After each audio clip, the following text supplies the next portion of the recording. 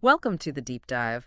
Today we're taking a really fascinating look at the world of architectural styles. Yeah, and we're doing it through a pretty unique lens, right? Exactly. We're using Lego bricks as our guide, drawing heavily from Tom Elfin's fantastic book, The Lego Architect. That's the one. It's such a clever approach using these little breaks to illustrate some really big ideas behind different architectural movements. So it covers quite a range of styles. It really does. Mostly focusing on Western architecture, say the last 500 years or so. But it also importantly points out influences from places like Asia, Egypt, Mesoamerica, how they've shaped certain styles along the way. Okay, so quite a journey then. We're going from, what, neoclassical all the way up to high tech. Pretty much. And the cool thing is how the book doesn't just talk about the movements and show real buildings. It actually shows Lego models of them. Exactly. Uh-huh. It demonstrates how you can capture those key features, those defining elements using Lego. It makes it really tangible. So our mission for this deep dive, then, is to kind of unpack that, to understand how architecture has changed. You know, new materials, new tech, social pressures. All seen through this Lego perspective from Alphen's book. Yeah. Yeah, figuring out those key drivers of change. All right, let's jump in. Where does Elfin start us off? He begins with neoclassical architecture. Ah, okay. The one that always feels very grand, very orderly, symmetry and all that. You've got it. Yeah. It's really interesting because it was a conscious look back, wasn't it, to ancient Greece and Rome, their art, their design, even their literature. So emphasis on symmetry, like you said, and simplicity. Definitely. And those key features, the tall columns, often with that triangular bit on top the pediment. Right, like on old temples. Exactly. And sometimes a big dome, kind of like the Pantheon in Rome. Yeah. It was all tied into Enlightenment ideas, reason, order. And the book features some pretty iconic examples, I gather. Oh, yeah. Things like the Royal Salt Works in France, which is quite unique. And, of course, the White House over in D.C. Designed by James Hoban. And the Arc de Triomphe in Paris, too. That's another classic example. The book even dips back a bit earlier to Palladio's Villa Emo in Italy, showing those Renaissance roots that sort of paved the way for neoclassicism. It's interesting how widespread it was. The book also mentions things like the Menin Gate Memorial in Belgium, which is much later, right? 1927, yeah. Yeah. And the New York Stock Exchange, very imposing. It shows the style really lasted and adapted. And St. Paul's Cathedral in London, Royal Albert Hall, too. Yep, showcasing the range within the style. Still holding on to those core classical ideas, though. And then you have things like Villa La Rotonda, another Palladio, and Jefferson's Monticello, same principles, maybe on a more domestic scale. You really do see this style a lot in older government buildings, don't you? Banks, courthouses. Absolutely. It projected stability, Yeah. order, a connection to those classical ideals. And the Lego connection. The book shows how to build these. It does. It breaks down how you can represent those columns, the pediments, the domes, the symmetry, using standard Lego bricks. It's a very sort of geometric translation. Capturing that neoclassical order with the order of Lego bricks. Makes sense. Yeah, it's about finding the right parts to suggest those shapes. How do you get the grandeur of St. Paul's in miniature? The book gives you ideas. Okay, so from that very European classical influence, where do we go next? We jump across the Atlantic, really, to something distinctly American. The prairie style. Ah, Frank Lloyd Wright territory. A complete shift in feeling, isn't it? Much more grounded. Totally. It's directly inspired by the landscape, those wide, flat plains of the American Midwest. Yeah. So you see these really strong horizontal lines. Right, mirroring the horizon. Exactly. And open floor plans, lots of flow between spaces, and a real effort to connect the building with nature, with its surroundings. And Frank Lloyd Wright is obviously central here, working out of Chicago. He's definitely presented as a key pioneer, yes. But the book is good about mentioning other architects, too, who picked up the style and ran with it, mostly in the Midwest, but also elsewhere. Wasn't just Wright. What are some key examples the book highlights? Well, there's Taliesin III, Wright's own home in Wisconsin, which evolved over time. There's the Gamble House in California, beautiful craftsmanship there. Green and green, right. A bit different, but related. And the Roby House in Chicago. Classic prairie style. Low, horizontal, those overhanging eaves. And Wingspread, another Wright design, is mentioned as a great example of those continuous living spaces. How did they define spaces without walls, then? Often using things like a big central fireplace or maybe just low half walls or screens, things that suggested separation without fully enclosing the space, keeping that open feel. It really is fascinating how a landscape could shape a style so directly. That horizontal focus is such a contrast to the often vertical feel of neoclassical. It is. And the use of natural materials helps too. Lots of wood, stone, earthy tones, integrating it right into the site. Okay, switching gears again, dramatically this time. Let's talk Art Deco. Ah, the roaring 20s. Yeah, Art Deco just bursts onto the scene. It comes out of this era of, well, relative wealth, big social changes, new technology, the jazz age, as they called it. And the look is just exuberant, isn't it? Totally. Elaborate facades, tons of decoration, intricate details. It really reflected the sort of flamboyance and optimism of the time. Very glamorous. And this was the era of the first real skyscraper race, too, right? Absolutely. Building higher and higher became a goal. And Art Deco was perfect for that. It embraced the verticality, but did it with incredible style. Think of the Chrysler Building. Oh, yeah, that spire. It's maybe the Art Deco icon. Couldn't agree more. The book also mentions others, like the Normal Theater in Illinois, smaller scale, but still got that style, the Niagara Mohawk Building in Syracuse. And the Empire State Building, of course. Can't forget that one. Definitely not. But it wasn't just skyscrapers. The book shows examples like the Colony Hotel down in Miami Beach, that whole South Beach vibe. Right, the pastel colors, the streamlined shapes. Exactly. And the Guardian Building in Detroit, Buffalo City Hall. Nah. Lots of great examples showing off those deco motifs, zigzags, sunbursts, stylized forms. You mentioned earlier the book touches on other influences, like Egyptian. Yeah, it's interesting. Alpha notes how Art Deco designers sometimes drew inspiration from the geometric patterns and stylized forms found in ancient Egyptian and Mesoamerican art and architecture.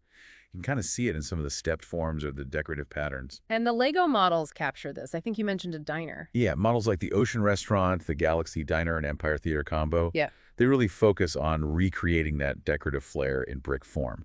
Even the Coco Hotel model mentioned gets that specific look. It feels like architecture really became a kind of applied art, celebrating modernity with all this visual richness. It did. It was bold, ornamental, unashamedly decorative. A real celebration of the machine age, but making it beautiful. Okay, so after all that, flash and ornamentation, things swing back the other way, right? Towards modernism. Precisely. And the famous phrase here is less is more. Mies van der Rohe. That's the one. Modernism was really enabled by and embraced new materials, particularly steel frames and large expanses of glass. And new construction techniques, too. It was a deliberate move away from historical styles and ornamentation. Function over form, essentially. That was a key principle. The form should arise from the building's purpose, without adding unnecessary decoration. Clean lines, simple geometric shapes. And the book gives us some defining examples. Absolutely. The Farnsworth House, that incredible glass pavilion by Mies. The Willis Tower in Chicago, formerly Sears Tower, showing the scale modernism could achieve. The Eames House in LA, very influential. Right, with its use of off-the-shelf industrial components. Yeah. The Miller House in Palm Springs is another classic. And it wasn't just American. The book includes Villa Amanzi in Thailand. Shows the global reach. What about the John Hancock Center? Or Niemeyer in Brazil? Both great examples. John Hancock with its express structure, and Niemeyer's work in Brasilia, very sculptural but still modernist. Even Frank Lloyd Wright's Beth Sholem Synagogue fits in, despite its unique geometry, with its clean expression of structure. And the Lego models mentioned, Villa Hillcrest and Modern Home, presumably capture that clean, uncluttered aesthetic. Exactly. Lots of smooth surfaces, simple shapes, maybe large window elements. It's about capturing that minimalist essence. And this links back to movements like the Bauhaus, doesn't it? That focus on integrating art, craft, and technology, and on functional design. Very much so. Bauhaus was hugely influential on modernist thought. It was about rational design, stripping away the non-essential. Okay, so from the clean lines of modernism, we then get brutalism, which sounds, well, brutal. It does, doesn't it? It grew out of modernism, but it really doubles down on one material in particular.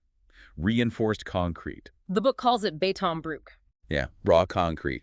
The idea was to express the material honestly, without cladding or paint, showing the texture, the mass, even the marks left by the wooden forms used to pour it. And using concrete like that gave architects a lot of freedom with shape, I imagine. It really did, because you're essentially pouring it on site.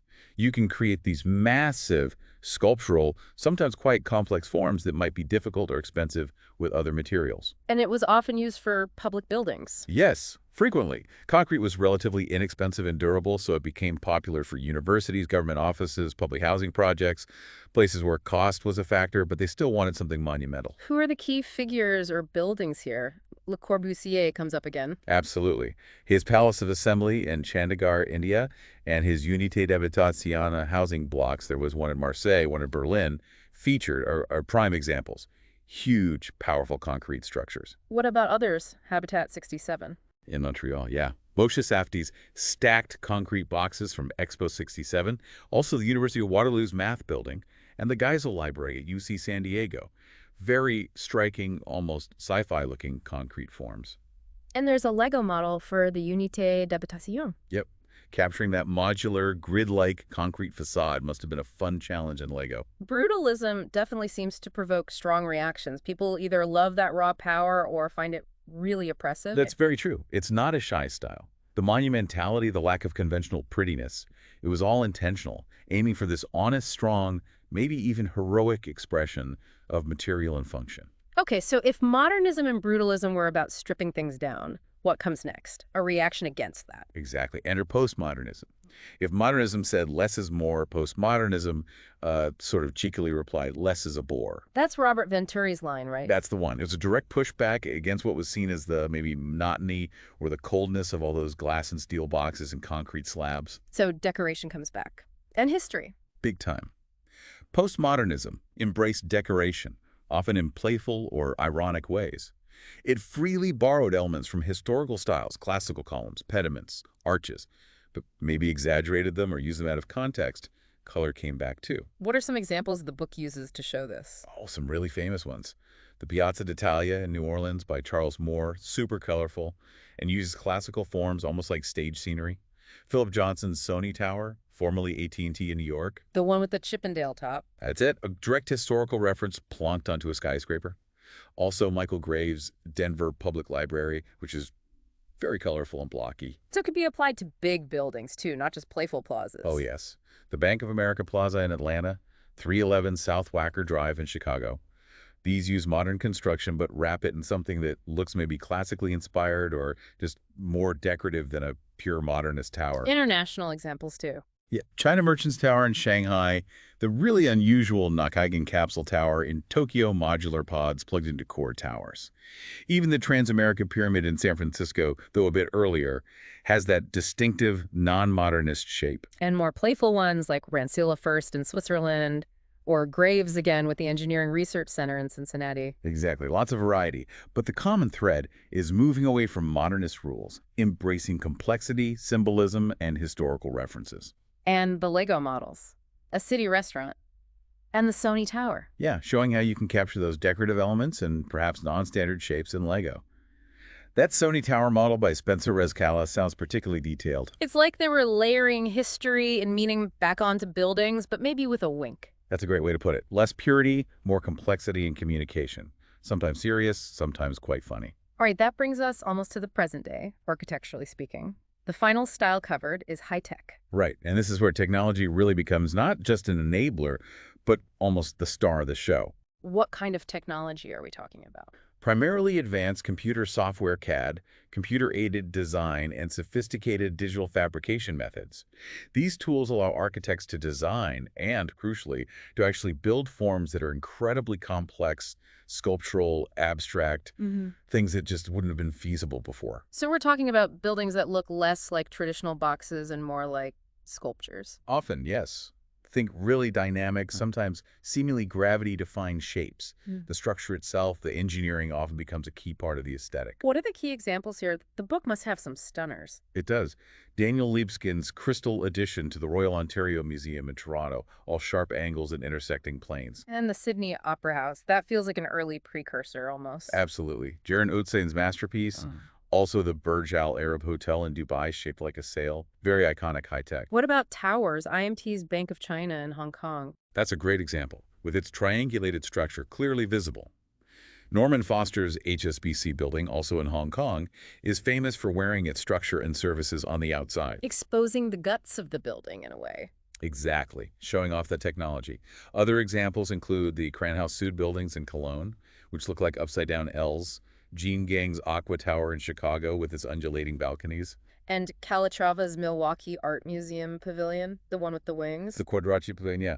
A perfect example of blending complex engineering with expressive, almost bird-like form. It physically moves. And Lego models exist for some of these. Burj Al Arab, Bank of China. Yes, capturing those complex geometries in Lego is quite a feat, but definitely possible as the book shows. So high-tech is really about leveraging cutting-edge tools to push the boundaries of form and structure. Precisely. It's architecture enabled by and celebrating advanced technology, leading to some truly unique and visually spectacular results. Now, the book isn't just a tour of styles, is it? It has that builder's guide section too. We touched on it, but let's dig in a bit more. What's the key advice there for aspiring Lego architects? Right, it's really practical. One core idea is about the approach you take. Are you trying to capture just the basic shape and feel of a building, its essence? Or are you going for super accurate, intricate detail? Kind of like impressionism versus realism in painting, as the book suggests. Exactly that comparison. It mentions Adam Reed Tucker, who created the official Lego architecture line, focusing on that essence and pure sculptural form. Then there's Spencer Rescala, known for incredibly detailed models, who talks about building what's in his mind's eye, a conceptual understanding rather than just copying. So different valid approaches depending on your goal. What about recreating existing buildings? What's the advice there? Research, research, research. Look at photos from all angles, find floor plans if you can, maybe even 3D models online, and if possible, visit the building. Really understand its structure and details. And what if you want to design your own original Lego buildings? The guide suggests really studying the architectural styles you like. Maybe create like a scrapbook or mood board of elements you find inspiring. Then start sketching or even just building rough study models in Lego to try out ideas. Don't be afraid to experiment. It also mentions eclecticism, mixing styles. Yeah, that idea that you can combine elements from different periods or styles to create something new. Architectural history is full of that, and you can do it in Lego too. Does it get into specific building techniques? It does. It talks about S not T, which stands for studs, not on top. Techniques to get smooth surfaces without visible studs, which is often key for architectural models. Ah, right. To make it look less like traditional Lego sometimes. Exactly. And using other parts, maybe technique pieces for structural elements or small accessory parts for details. It also gives a really practical tip about organizing your bricks. Don't just sort by color. Right. Sort by type, all the 1x2 bricks together, all the slopes together, etc. It makes finding the piece you need way faster than digging through a pile of mixed red bricks, for example.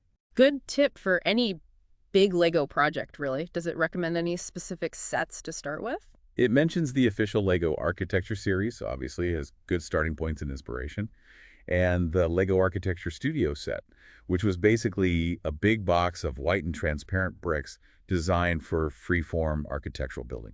And points you to online resources for buying specific parts if you need like 50 tiny window pieces. Yeah, places like Bricklink or Lego's own Pick-a-Brick service. Essential for serious MOC builders. That's my own creation. Okay, so wrapping this up, it's been a really cool journey through these different architectural styles, seeing them through the lens of the Lego architect. It really has. You see this interplay, don't you? Yeah. Between historical inspiration, what's possible with materials and technology at the time, and what society needs or wants from its buildings. And using Lego as a tool to understand that is surprisingly effective. It makes you really look at the shapes and structures. Absolutely. It's hands-on design thinking, in a way. Fun, but also quite insightful. So maybe a final thought for everyone listening. As you're out and about, maybe take a second look at the buildings around you, your office, your home, the shops down the street. Yeah. See if you can spot any of these styles we've talked about. Is that bank neoclassical? Is that apartment block maybe a bit brutalist? Does that new flashy building have a high-tech feel? You might start seeing your everyday surroundings a bit differently. And definitely check out The Lego Architect if you want to dive deeper or even try building some yourself. Definitely recommend it. It's a great way to appreciate architecture one brick